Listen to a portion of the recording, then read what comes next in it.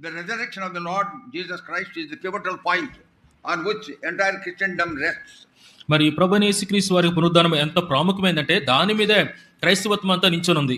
If there is no resurrection, everything will collapse. మరి పునరుద్ధానం లేకపోతే అంతా కూలిపోద్ది. There was one advocate in West Germany called Frank Morrison. Frank Morrison అని west జర్మనీలో ఒక లాయర్ ఉన్నాడు. He was seeing the spreading of the gospel of the Lord all over the world. ప్రపంచమంతా స్వార్థ ప్రబలటం ఆయన చూసి ఉన్నాడు. He was an atheist. ఆయన దేవుడు లేడని చెప్పే వ్యక్తి. Yeah, he was worried why Christianity is spreading like this. ఎందుకు క్రైస్తవత్వం ఈ విధంగా మరి ప్రబలిపోతుందని చింతపడ్డాడు. And also he knew the resurrection of the Lord Jesus Christ is very important. మరి అంతేకాదు ప్రభువైన యేసుక్రీస్తు యొక్క పునరుద్ధానం చాలా ప్రాముఖ్యమైన విషయాన్ని గ్రహించున్నాడు. He thought if we can disprove the resurrection, the entire Christendom will fall off. మరి యేసుక్రీస్తు ప్రభు యొక్క పునరుద్ధానం నిజము కాదని కానీ రుజువు చేస్తే క్రైస్తవత్వం అంతా పడిపోద్ది అనుకున్నాడు. Then he took Bible. Bible తీసుకున్నాడు. Not that he wants to accept the Lord. మరి ప్రభువును విశ్వసించడం కోసం కాదు, he want to find the fault with it. బైబిల్లో తప్పులు ఎతుకుదామని చదువుకున్నాడు. And then because he is an advocate, ఆయన మరి అడ్వకేట్ లాయర్ కాబట్టి started reading right from the book of Genesis. ఆదికాండం నుంచి చదవటం మొదలు పెట్టాడు. And then started making notes. ఆ తర్వాత చదువుతూ నోట్స్ రాసుకోవడం మొదలు పెట్టాడు. Reasoning, he wants to give a reasoning.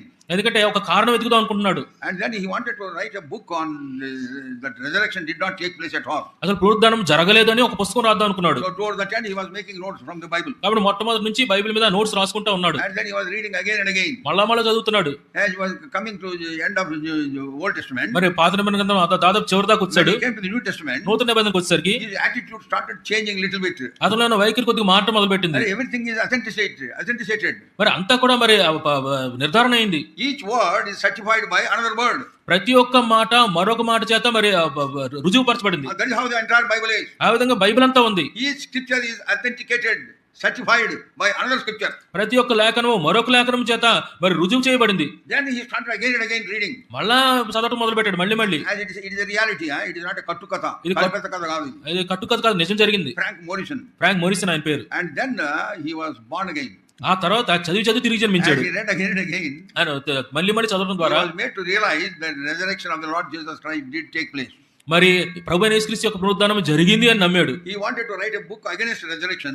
మరి పునరుద్ధానానికి వ్యతిరేకంగా పుస్తకం రాద్దాం అనుకున్నాడు. Then he wrote a book for resurrection. పునరుద్ధానం కోసం అని ఇప్పుడు పుస్తకం రాయడం మొదలెట్టాడు. Pocket size book. చిన్న పాకెట్ సైజ్ పుస్తకం. చిన్న పుస్తకం అండి అది. The title of the book is, ఆ పుస్తకం యొక్క శీర్షిక ఏముంటదంటే, Who moved the stone? ఎవరో ఆ యొక్క రాతిని కదిపేసి, రాతిని తొలగించినది ఎవరు? ఎవరో రాతిని తొలగించారు. ఎవరో రాతిని తొలగించారు. రాతిని తొలగించినది ఎవరు? రాతిని తొలగించినది ఎవరు? There should be emphasis. దాని ప్రాముఖ్యత Who moved చూపించారు. the stone? ఎవరో రాతిని తొలగించారు. There he explained and proved that the resurrection of the Lord Jesus Christ did take place. అప్పుడు మరి నిజంగా ప్రభువైన యేసుక్రీస్తు వారికి పునరుద్ధానం జరిగిందని రాశాడు అందులో. He is only one among many who wanted to disprove the resurrection. మరి అనేక మంది ఆ విధంగా పునరుద్ధానం జరగలేదు నిరూపించాలనుకున్నారు. వాళ్ళు Nobody was successful. ఎవరు కూడా విజయవంతం సాధించలేరు. Because word of God says very very clearly, the Lord Jesus Christ risen from the dead. ఎందుకంటే దేవుని వాక్యం చాలా స్పష్టంగా చెప్తుంది, యేసుక్రీస్తు ప్రభువారు మరణాన్ని చేసి తిరిగి లేచారని. In the first century, మొదటి దశాబ్దంలో the cross of Calvary was so current.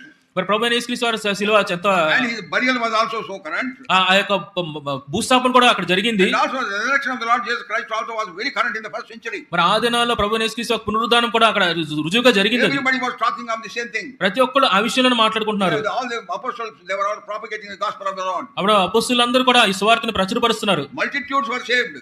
ఎంతో మంది జనసమూహాలు రక్షణ పొందారు. Word of God increased. దేవుని వాక్యం ప్రబలిపోయింది. Churches were multiplied, not the number. Churches were multiplied. మరి సంఘాలు ఎంతో విస్తరించిపోయినాయి. It is because of the power of resurrection. అది పునరుద్ధాన శక్తిని బట్టే జరిగింది. So this man wrote that book, Who moved the stone? కాబట్టి ఈ వ్యక్తి రాతిని తొలగించింది ఎవరైనా పుస్తకం రాశాడు. So in the first century, మొట్టమొదటి దశాబ్దంలో meet each other.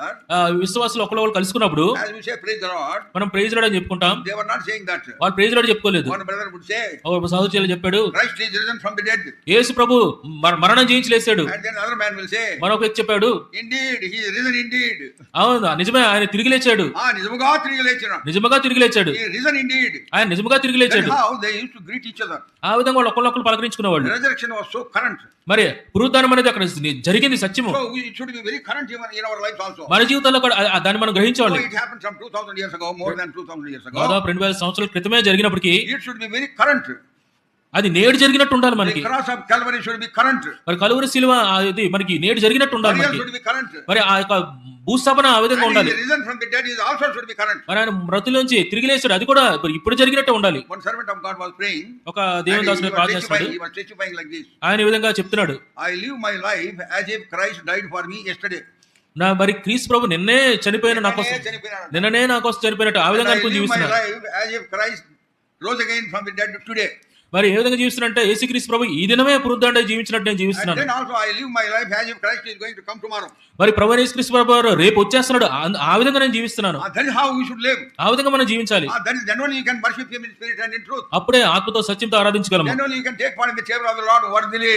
అప్పుడే యోగ్యమైన రీతిలో బలలో భాగం పొందగలం. Resurrection of the Lord should be very, very current. ప్రభు యేసుక్రీస్తు వారి సువార్త నేడు ఇప్పుడు జరిగినట్టు ఉండాలి. Again and again the apostles talk about it. మళ్ళీ అపోస్తలులు దాని గురించి మాట్లాడేవాళ్ళు. Even Lord when he talked about the death, ప్రభు యేసుక్రీస్తు తన మరణం గురించి మాట్లాడినప్పుడు immediately he said concerning his the resurrection. వెంటనే ఆయన పునరుద్ధరణ గురించి కూడా మాట్లాడి ఉన్నాడు. Let us see one instance in Matthew's gospel. చూడండి సందర్భం చూద్దాం. మత్తయి సువార్త Chapter 16, 16వ అధ్యాయం verse 21. 21వ వచనం. From that time forth began Jesus to show unto the disciples how that he must go into Jerusalem and suffer many things of the elders and chief priests and scribes and be killed and be raised again the third day. చూడండి అప్పటి నుండి తాను యెరూషలేముకు వెళ్లి పెద్దల చేతను ప్రధాన యాజకుల చేతను శాస్త్రుల చేతను అనేక హింసలు పొంది చంపబడి మూడవ దినం లేచుట అగత్యమని యేసు తన శిష్యులకు తెలియజేయ మొదలుపెట్టగా He was initiating them into deeper truth concerning himself. మరి ఆయనను గురించిన మరి సత్యంలోనికి లోతుగా ఆయన వాళ్ళు నడిపిస్తున్నాడు. They could not understand it. వాళ్ళు అర్థం చేసుకోలేకపోయారు, They could not believe it. వాళ్ళు నమ్మలేకపోయారు. That's why they were feeling very sorrow, with sadness. They were sleeping when అందుకే they were to pray. అందుకే వాళ్ళ మాటల్లో చాలా మరి నిరుత్సాహము చింత ఉంది. When they were to stand with him, we read in Matthew's Gospel chapter 26 verse 56, they all forsook him and fled. మరి మత్తయి సువార్త 6వ అధ్యాయం 56వ వచనం ప్రకారం వాళ్ళు అక్కడ ఆయన పక్కన నించుండాల్సింది, దాని బదులు వాళ్ళందరూ పారిపోయారు ఆయన విడిచిపెట్టి. And Peter was following them from afar off. పేతురు అయితే దూరం నుంచి ఆయన వెంబడించడం మొదలుపెట్టాడు. ఏం జరుగుతుందో చూద్దామని. ఏం జరుగుతుందో చూద్దామని. So that is how these miserable Galileans they treated the Lord Jesus Christ. మరి ఈ యొక్క మరి దీనిలైన గలీలీలు ఆ విధంగా ప్రభువైన యేసుక్రీస్తు వారిని మరి We the believers of the Lord Jesus Christ. మనమైతే ప్రభువైన యేసుక్రీస్తు ఆయన బిడ్డలుగా We believe the Son of Man came into this world to seek and to save that which is lost. మరి నశించుదాన్ని వెదకరక్షించడం మనిషి కుమారుడు వచ్చాడనే విషయం మనం నమ్ముతున్నాం. And in order that we should be saved, he crucified himself on the cross of Calvary. మరి వాళ్ళని రక్షించడానికి కోసం ఆయన కలువరి శిలువలో మరి మరణించాడు. And he shed his precious blood for us. మన కోసమని తన ప్రశస్తమైన రక్తాన్ని కార్చున్నాడు. And he was buried. ఆయన పాతిపెట్టబడ్డాడు. And then third day, according to what he said, I want to repeat it. According to what he said, he rose again on the third day. ఆయన చెప్పిన విధంగా మళ్ళా చెప్పాలనుకున్నా ఆయన చెప్పిన విధంగా ఆయన మూడో దినాన్ని తిరిగి లేచున్నాడు. It is a wonderful truth that we have. అది గొప్ప అద్భుతమైన సత్యం The మనకున్నది. resurrection of the Lord is the pivotal point, as I said, on which the Christianity rests. మరి పునరుద్ధానం అనేది చాలా ప్రాముఖ్యమైనది, దాని మీద క్రైస్తవత్వం నిలబడి ఉంది. Thousands and thousands of years have passed. వేల కొద్ది సంవత్సరాలు గడిచిపోయినాయి. Nobody could disprove it. ఎవరు అది నిజము కాదని రుజువు చేయలేపారు. We see in our own lives, we enjoy the power of resurrection. మన జీవితాల్లోనే ఆ యొక్క పునరుద్ధాన శక్తిని మనం అనుభవిస్తున్నాం. How could in the apostolic times they could preach the gospel when there was so much of opposition to it? మరి సువార్తకి వ్యతిరేకంగా ఉన్న సమయంలో అపోస్తలులు ఏ విధంగా సువార్తను ప్రబలం చేశారు? What sort of opposition? ఎటువంటి మరి పరిస్థితులు? Anybody who take the name of Jesus, they were being killed. మరి ఎవరైనా యేసుప్రభు నామం చెప్తే వాళ్ళని చంపేసేవాళ్ళు. No court martial or anything, just killed. మరి వాళ్ళు వెంటనే చంపేసేవాళ్ళు. That is how there was so much of suffering, persecution everywhere. మరి ఆ కారణాన్ని బట్టి ఆది సంఘం సమయంలో ఎంతో శ్రమ ఉండేది. Stephen was thrown to death so cruelly. మరి స్టెఫెన్ని ఎంతో క్రూరంగా రాళ్లతో కొట్టారు. రాళ్లతో కొట్టి చంపినారు. రాళ్లతో కొట్టి చంపారు. But yet he did not forsake his faith. అయినా సరే తన విశ్వాసాన్ని ఆయన విడిచిపెట్టలే. So that's how in the first century, in spite of the fact that there was so much of risk for their lives, still they preached the gospel of the Lord. అందుకే ఆ మొదటి శతాబ్దం సమయంలో వాళ్ళ జీవితాల ప్రాణాలకు ఎంతో ముప్పుందని తెలిసి కూడా వాళ్ళు సువార్తను ప్రకటించారు. So Paul, while writing to Timothy, పౌలు తిమోతికి రాస్తూ he is reminding about the resurrection of the Lord. ప్రభువైన యేసుక్రీస్తు యొక్క పునరుద్ధానాన్ని జ్ఞాపకం చేస్తున్నాడు. The context in which he said is very interesting. మరి ఏ సందర్భంలో చెప్పడం చాలా ప్రాముఖ్యమైన, చాలా ఆసక్తిగా ఉంటుంది. He said, as we have read in 2 Timothy chapter 2 verse 8. 2 Timothy 2వ అధ్యాయం 8వ వచనంలో ఇప్పుడు మనం చదివిన రీతిలో, Remember that Jesus Christ is of the seed of David, was raised from the dead according to my gospel. నా సువార్త ప్రకారము దావీదు సంతానములో పుట్టి మృతుల్లో నుండి లేచిన యేసుక్రీస్తును జ్ఞాపకం చేసుకొనుము. In the second chapter of 2 Timothy, 2 Timothy 2వ పత్రికలో, if you read carefully all the verses, ఆ వచనాలని జాగ్రత్త చదివితే you will have 7 portraits of a believer. మరి విశ్వాసికి సంబంధించి 7 రకాలుగా మనం చూపిస్తున్నాడు. చిత్రపటాలు చూపిస్తున్నాడు. విశ్వాసి యొక్క చిత్రపటాలు, విశ్వాసి యొక్క చిత్రపటాలు చూపిస్తున్నాడు. Believers' portraits are there. విశ్వాసుల యొక్క చిత్రపటాలు అక్కడ ఉన్నాయి. So while telling about those portraits, ఆ యొక్క చిత్రపటాల గురించి చెప్తూ in between he says, remember the Jesus Christ, he was raised from the dead. వాటి మధ్య ఆయన చెప్తున్నాడు, జ్ఞాపకుంచుకోండి ఆయన తిరిగి లేచి ఉన్నాడు. But for the resurrection of the Lord, but for the faith that we have in him, that he rose from the dead, we cannot fit ourselves into those wonderful frames of our portraits.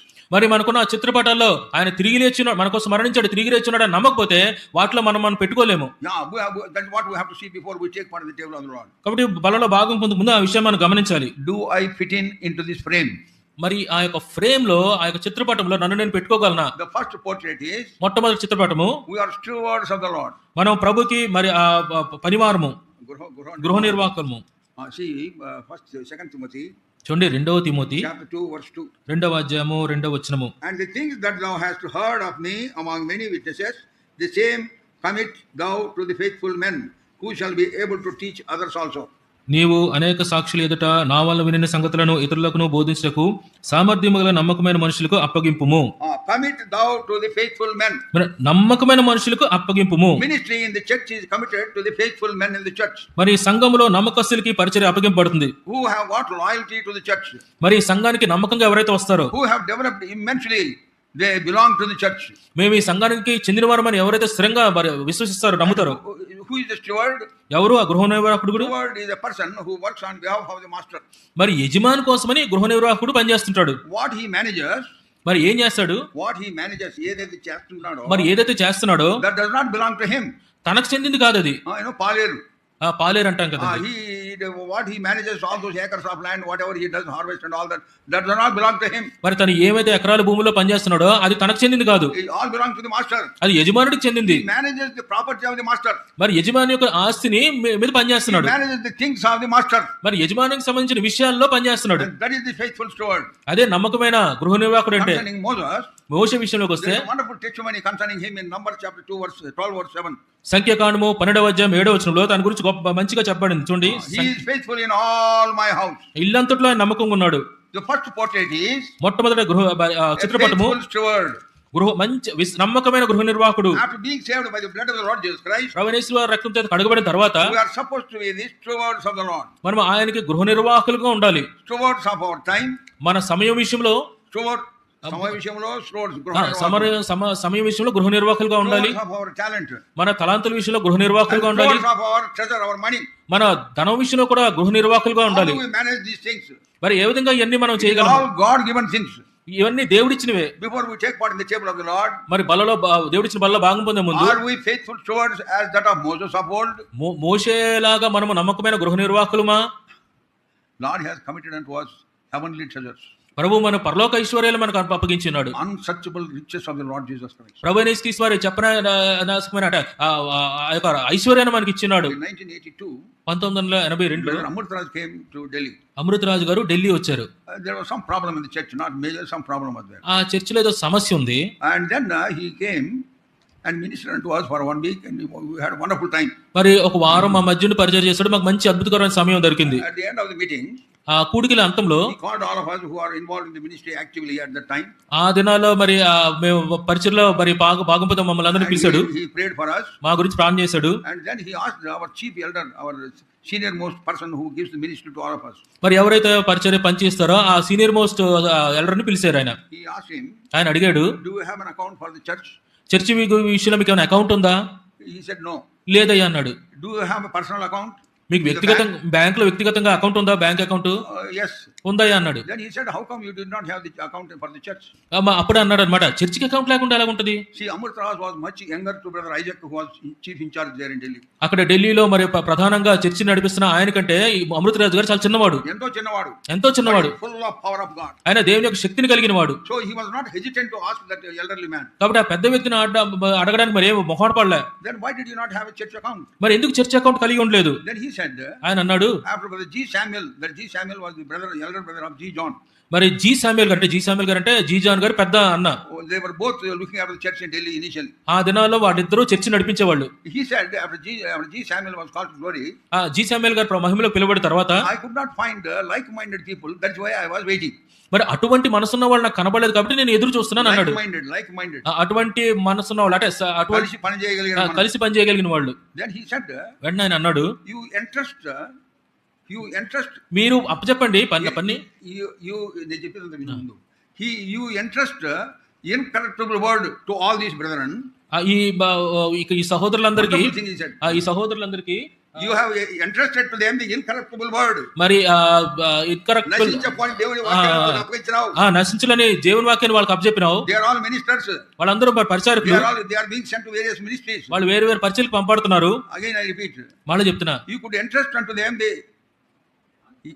uncorruptible word. మరి నశించిపోని వాక్యాన్ని incorruptible word. ఇన్కరప్ట్ అంటే నశించిపోయిన వాక్యాన్ని పంచి ఉన్నావు. And you could not give them the corruptible money. మరి నశించిపోయే డబ్బుని ఇవ్వలేవా వాళ్ళకి? You could not entrust to them this corruptible money. ఈ యొక్క నశించిపోయే డబ్బుని ఆ పనిని అప్పచెప్పలేవు వాళ్ళకి. He was not pressed. He could not answer. ఆయన మరి సమాధానం చెప్పలేపాడు దానికి. Then he said, అప్పుడు అన్నాడు, all of you gather, decide 3 authorized signatories and open an account. మరి రేపు ముగ్గురు కలిసి మరి సంతకాలన్నీ ఎవరైతే పెట్టగలరో వాళ్ళు వచ్చి అకౌంట్ ఓపెన్ చేయండి. Oh, that is where we learned wonderful truth. ఆ విధంగా మరి అద్భుతమైన సత్యాన్ని మేము నేర్చుకున్నాం. We have to be faithful stewards. మనం నమ్మకమైన గృహ నిర్వాహకులుగా ఉండాలి. No reasons. ఏ కారణం లేదు. Any reason you will say it is only తెలుగులో చెప్తారు సాకులు. మరి ఏ కారణాలు చెప్పినా తెలుగు pretext. సాకులు అంటారు కదండి, అది ప్రిటెక్స్ట్ అంటారు ఇంగ్లీష్ లో. సాకులే అన్ని సాకులు చెప్తారు. When you could entrust the incorruptible word, how could you not give corruptible money to them, he said. మరి నశించిపోజాలని వాక్యాన్ని వాళ్ళకి అప్పచెప్పినప్పుడు నశించిపోయే ధనాన్ని ఎందుకు అప్పచెప్పలేకపోయావు? That was the turning point in our Delhi assembly. మా ఢిల్లీ చర్చ్ లో అది ప్రాముఖ్యమైన ఇదే మలిపోయింది. Next day we all prayed together. మరుసటి రోజు మేము అందరం కలిసి ప్రార్థన చేసుకున్నాం. Everybody mentioned three names. అందరూ 3 పేర్లు చెప్పి ఉన్నారు. These brethren will manage the accounts. ఈ ముగ్గురు సహోదరులు ఆ అకౌంట్ ని మరి నడిపిస్తారు. Whatever money he gave, we opened the account immediately from then on. The bank account started in 1982, whereas the church was there from 1956. Church అయితే 1956 నుంచి ఉంది, కానీ అందరం కలిసి మాట్లాడుకొని 1982లో అకౌంట్ ఓపెన్ చేశాం. చర్చ్ ఎప్పటి నుంచి ఉంది? 1956. 56 నుంచి ఉంది. 1956 నుంచి అకౌంట్ ఓపెన్ చేయడానికి చాలా సంవత్సరాలు పట్టింది. Better late then never. మరి లేట్ అయినా పర్లేదు, కానీ అలా చేయకుండా ఉండకూడదు. Pattern has been established. మరి ఒక నమూనా ఏర్పడింది. And the 3 of us went and opened the bank account. మన ముగ్గురు ఆ బ్యాంక్ అకౌంట్ ఓపెన్ చేసుకున్నాం. Whatever he gave, ఏమైతే డబ్బు ఇస్తాడో, I remember 30 notes of 100 he gave 3,000 rupees. 3,000 రూపాయలు ఆయన మాకు ఇచ్చినాడు. Balance. అంటే మిగిలిన డబ్బు 1956లో. We never questioned him. మేము ప్రశ్న వేయలేదు ఆయన్ని. We never asked him to show the accounts. మా అకౌంట్ చూపించండి అని మేము అడగలే. Lord give and Lord will take care of him. ప్రభు ఆయన చూసుకుంటాడు. So we never questioned. We opened account. God has blessed us, multiplied that in a wonderful way. God has led us. మరి ఇప్పుడు ఎక్కడగలే ప్రభు మమ్మల్ని అద్భుతకరంగా మరి వృద్ధి చేసి ఉన్నాడు. Why I am saying? ఎందుకు నేను చెప్తున్నానంటే, you should be faithful stewards of what Lord has committed unto us. ప్రభు మనకి ఏదైతే అప్పచెప్పాడో ఆ విషయంలో నమ్మకమైన గృహ నిర్వాహకులుగా ఉండాలి.